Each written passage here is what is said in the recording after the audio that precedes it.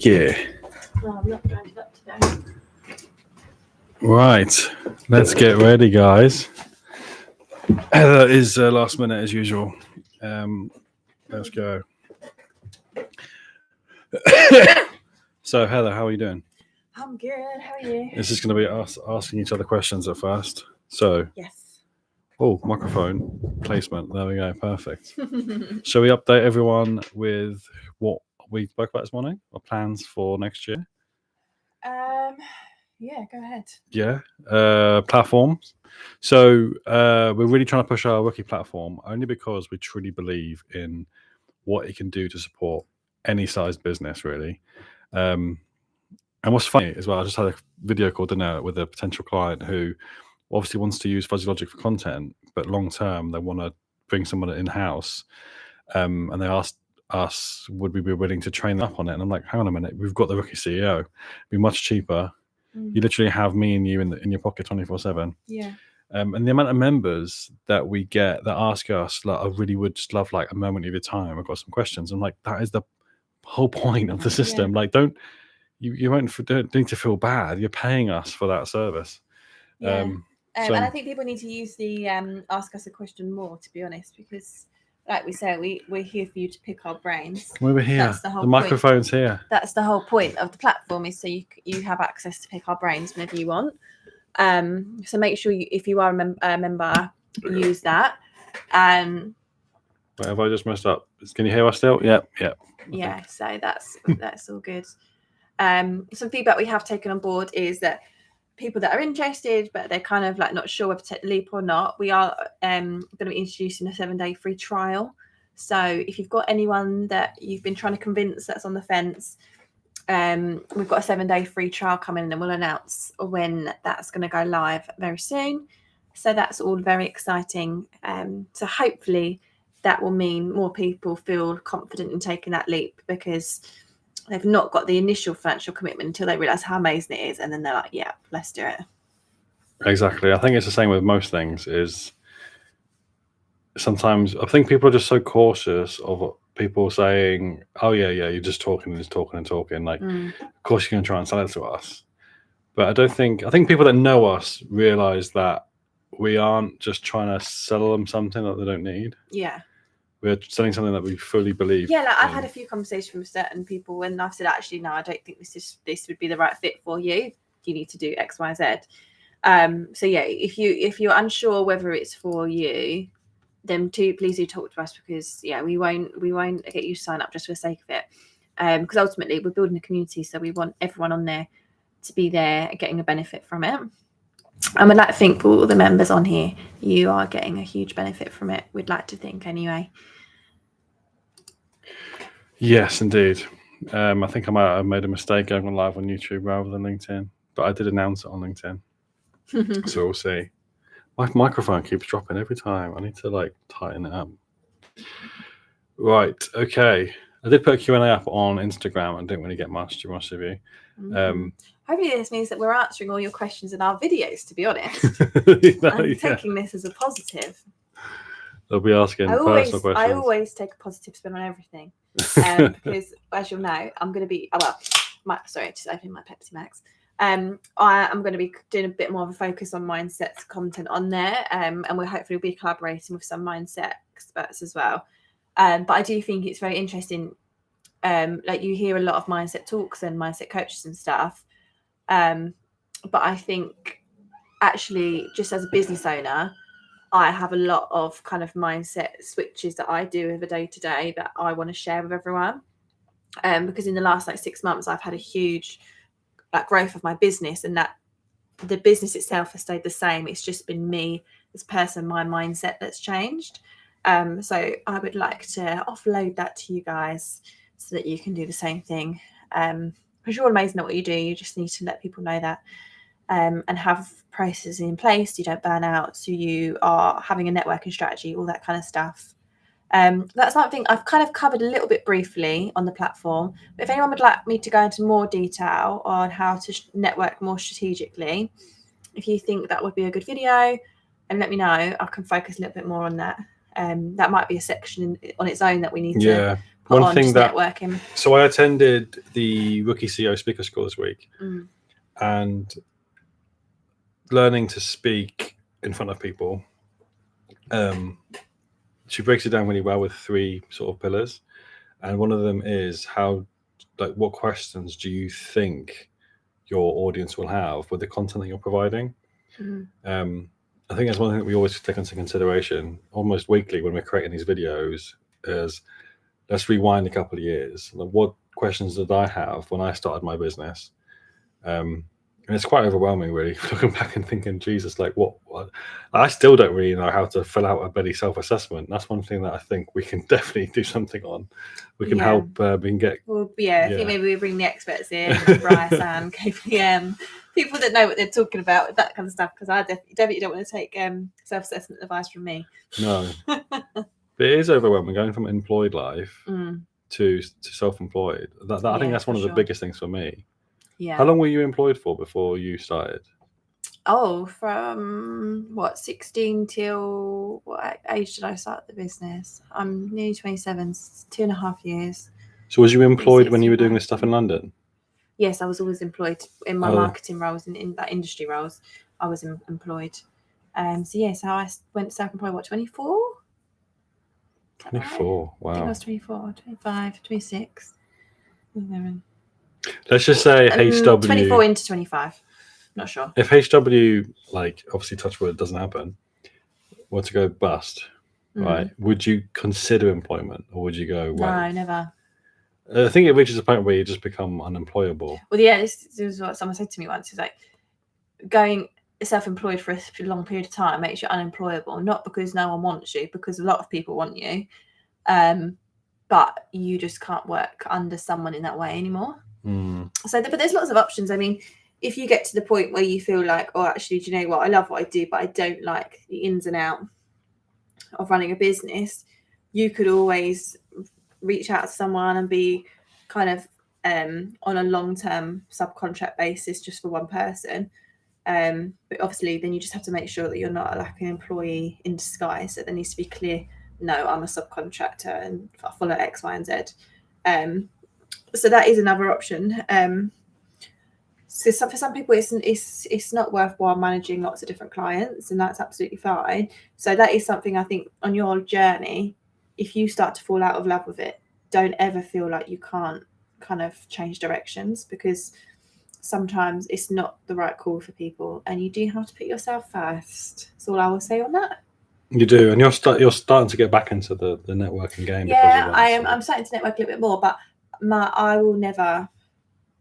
You'll not see me at every event, because I think, well, this is something we'll talk about more in the videos. You have to have value in your networking, and if you're going to everything, are you getting value, or is it just you're going for the quantity over the quality? Because of course, consistent presence is important, but you get to the point where you think, if you step back, are you devaluing yourself because you're everywhere? And actually, will you make more impact by condensing the amount you go to? So when people do see you, you have a really good conversations, not just like, oh, I'll avoid him because I've seen him already like 5 times this month. So you just, that is something I think is neglected. It's an actual networking strategy for sure in a lot of businesses. A great question, I think. And I've not actually been asked this question before, but do you think networking means something different to everyone? Yeah, for sure. Because I don't think the Rookie CEO event is a networking event. We kind of have to call it that so people kind of come along. Yeah, so we understand it's not a networking event. It is more of a business collective, and that's kind of how I originally described it. Yeah. And like selfie banner, it says business collective, because it's businesses collectively getting together and wanting to help each other and grow and develop. I think a networking event is more kind of, that's where they needs to have a bit more kind of targeting. You need to kind of have your not your pitch ready, but kind of stories you can share to demonstrate your business and stuff like that. But yeah, I think people definitely do have mixed opinions of it, or mixed views of what it is.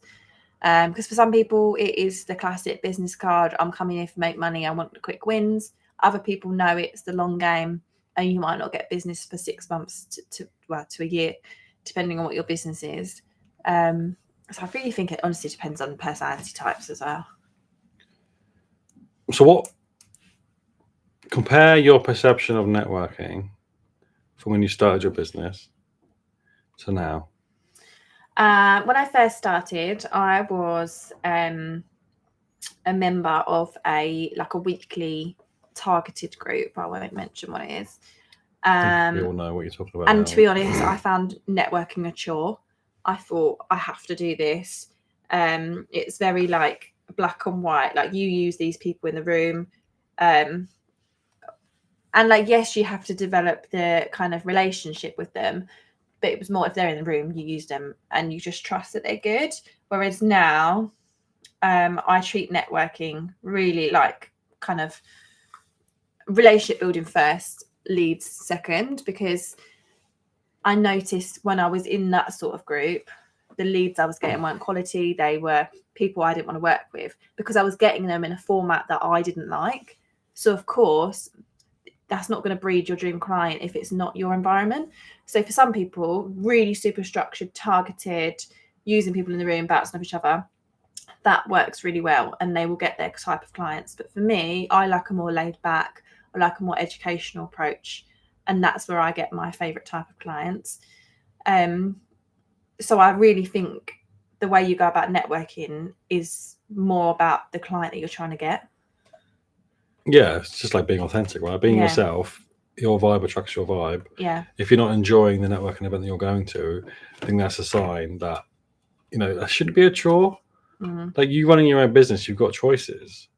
And if you're not enjoying your job, if you're not enjoying the day-to-day tasks, and I think networking really, it should be part of that day-to-day task. Yeah. It's creating connections. Unfortunately, you can't have a business without any connections. Yeah, for sure. And if those businesses that do exist without connections, most of them are very digitalized, AI-based sort of businesses. And even if you're trying to sell a product, networking helps massively. Yeah, I was at a networking event yesterday. I was at Synergy in Tunbridge Wells, and there was a lady there, and I was like, "Oh, what do you do?"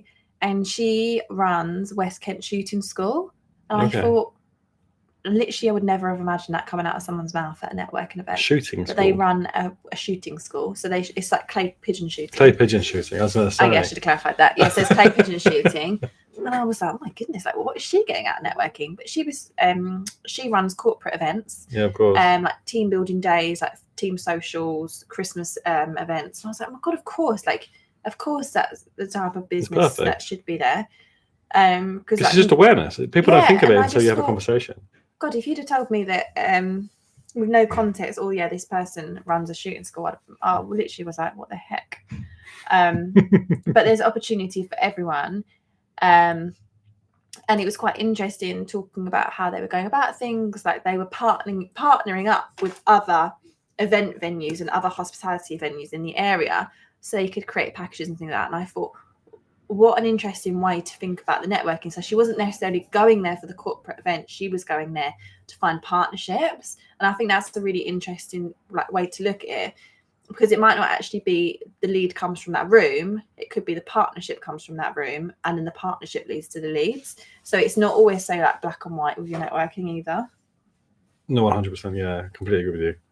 And the whole so it's really about I think you should probably prioritize finding collaborators first, rather than just going for the leads. Like, if you're a mortgage broker, okay, could your collaborator be a solar panel company that's going to houses all the time and people are thinking about moving, and they were getting the panels to increase the value of their home? Or if you're an accountant, is there a local bookkeeper that you want to collaborate with, because maybe you don't do as much bookkeeping? So there's so many different ways you can look at it with networking. It's not always as straightforward as you think. Yeah, I think the whole, go back to the whole, you should collaborate before you start creating connections. I think is that what you kind of said? Is that what you believe in? Do you think? I think it's just, I feel like you shouldn't go out there and look for that collaboration. I think that should definitely happen as naturally as creating these connections. Because when you start forcing, I don't think you should force it, but I mean, you if you go into a big room and you know that they're like, say for you knew there was someone that did. I'm trying to think. I think websites, you don't do. What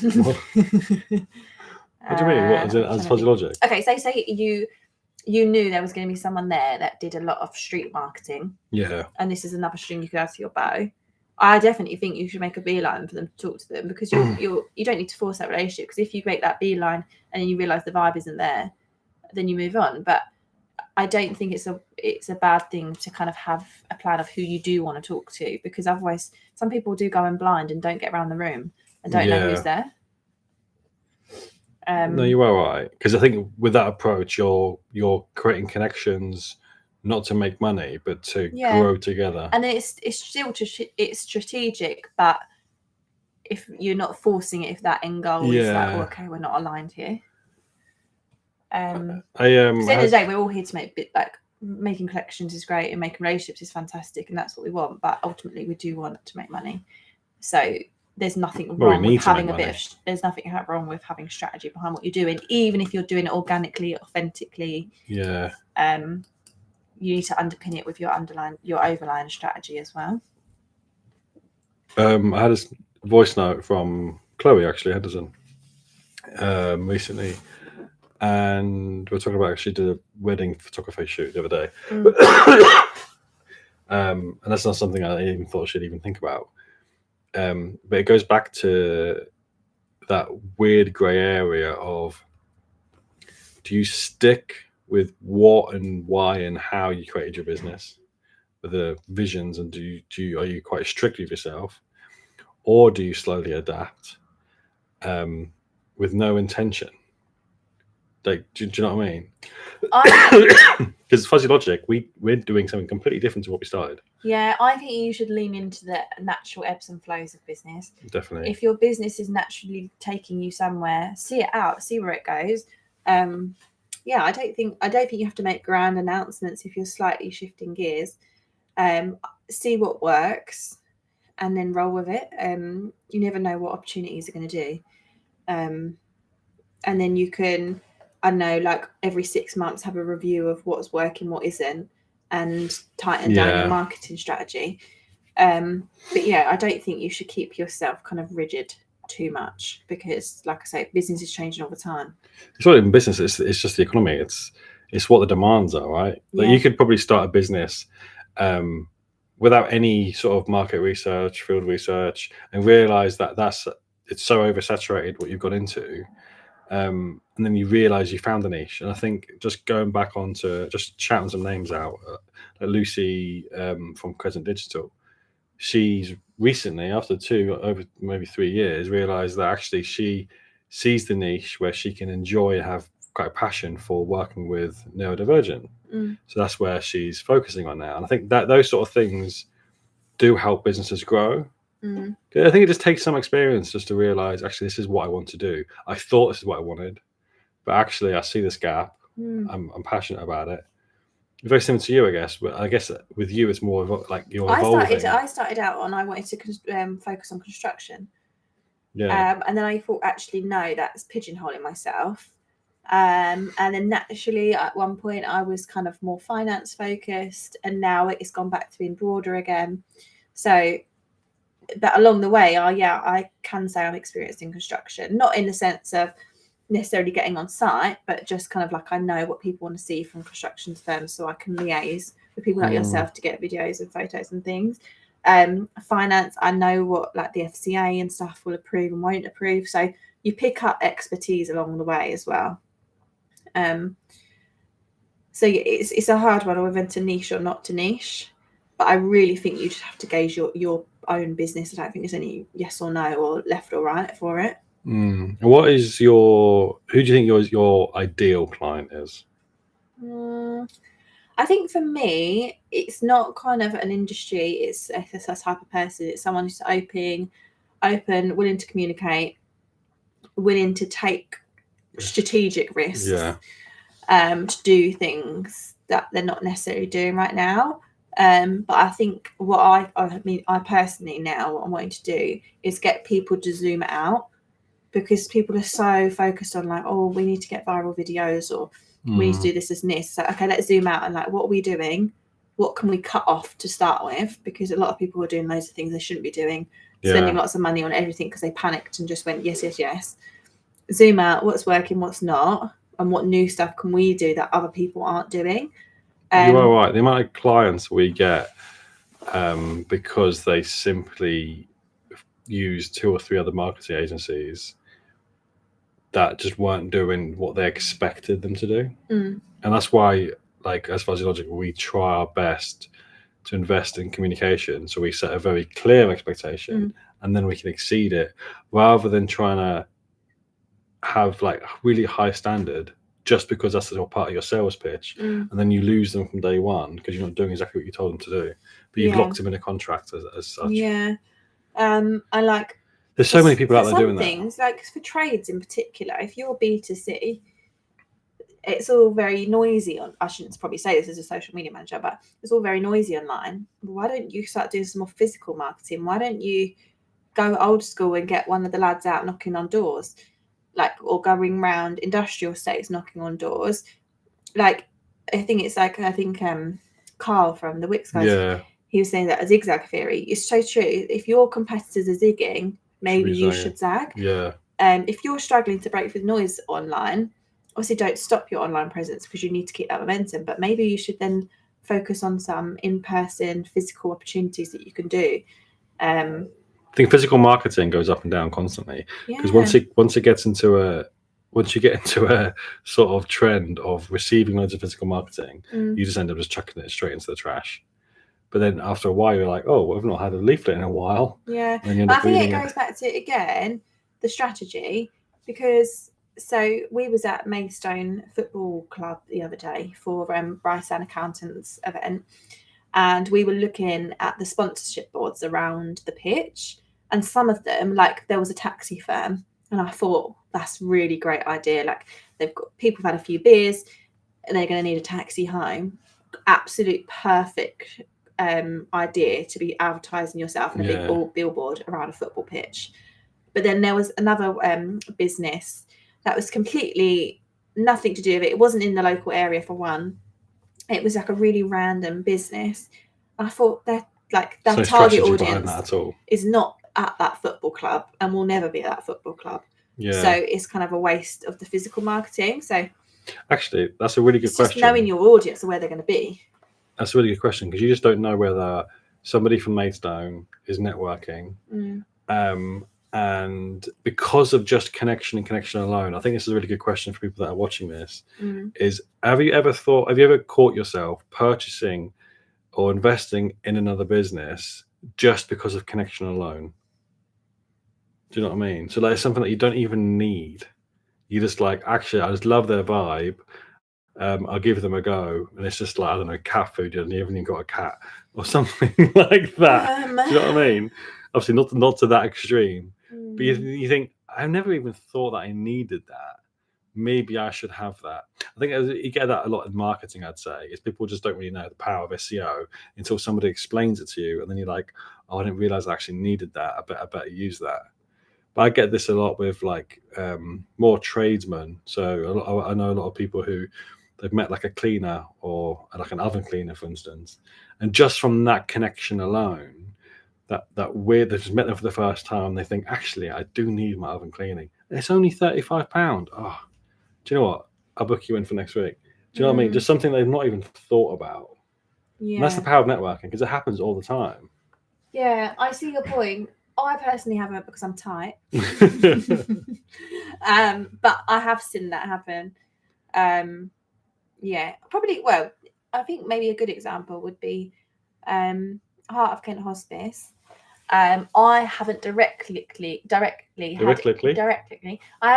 had anyone that has used the hospice or their services, but just through David, the representative, and the hospice messaging and stuff like that, we do a lot to support them, because I can see what amazing stuff they are doing. Yeah. So, because I think a lot of people, when you're supporting a charity, the usual kind of route is you've had someone directly, like, close to you that's needed that service or been affected by that exact thing.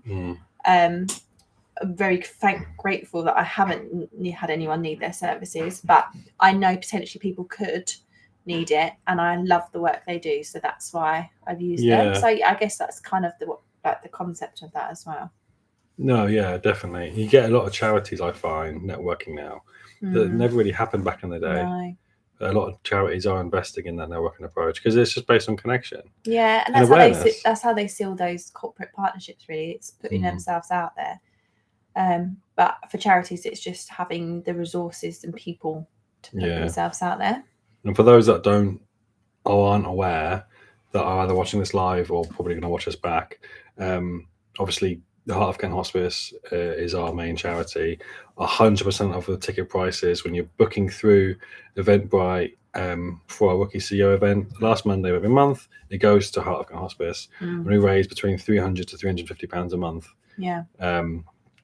Because of one event, and just for £5 per ticket, which is amazing. It really is amazing. And there's business clubs out there which give like half their ticket, and they charge like way more than we do, and they're not even meeting that number. But as much as it's amazing that it all goes to the Heart of Kent Hospice, the whole idea of Rookie is it's accessible for everyone. It's entry level, so no matter what stage of business that you're at, it's £5. That's how it stays. So whether you're in business for 1 month or it's 1 year or 5 years or 10 years, everyone could come along, and it's not excluding anyone because of financial costs. And I'm sure even if you couldn't, at the point where you couldn't afford the £5, I'm sure if you contacted us, there's something we can do.